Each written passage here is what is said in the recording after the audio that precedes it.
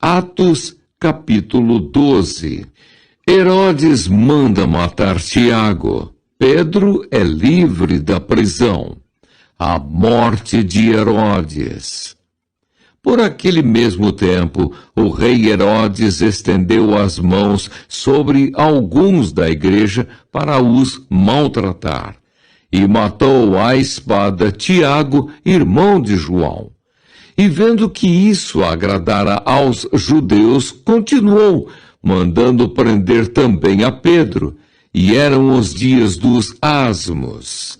E havendo-o prendido, o encerrou na prisão, entregando-o a 4 quaternos de soldados para que o guardassem, querendo apresentá-lo ao povo depois da Páscoa.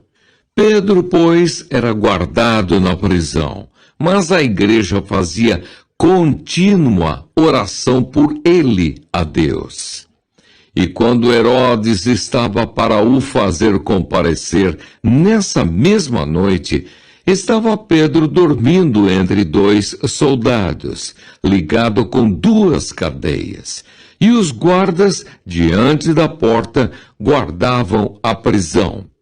E eis que sobreveio o anjo do Senhor, e resplandeceu uma luz na prisão.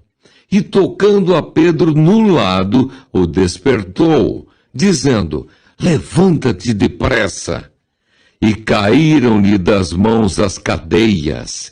E disse-lhe o anjo: cinge-te e ata as tuas sandálias. E ele o fez assim. Disse-lhe mais: lança às costas a tua capa e segue-me. E saindo, o seguia, e não sabia que era real o que estava sendo feito pelo anjo, mas cuidava que via alguma visão. E quando passaram a primeira e a segunda guarda, chegaram à porta de ferro que dá para a cidade, a qual se lhes abriu por si mesma. E tendo saído, percorreram uma rua, e logo o anjo se apartou dele. E Pedro, tornando a si, disse: agora sei verdadeiramente que o Senhor enviou o seu anjo e me livrou da mão de Herodes e de tudo o que o povo dos judeus esperava. E considerando ele nisso, foi à casa de Maria, mãe de João, que tinha por sobrenome Marcos, onde muitos estavam reunidos e oravam. E batendo Pedro à porta do pátio, uma menina chamada Rode saiu a escutar. E conhecendo a voz de Pedro, de alegria não abriu a porta, mas correndo para dentro, anunciou que Pedro estava à porta. E disseram-lhe: estás fora de ti. Mas ela afirmava que assim era. E diziam: é o seu anjo. Mas Pedro perseverava em bater. E quando abriram, viram-no e se espantaram. E acenando-lhes ele com a mão para que se calassem, contou-lhes como o Senhor o tirara da prisão. E disse: anunciai isto a Tiago e aos irmãos. E saindo partiu para outro lugar.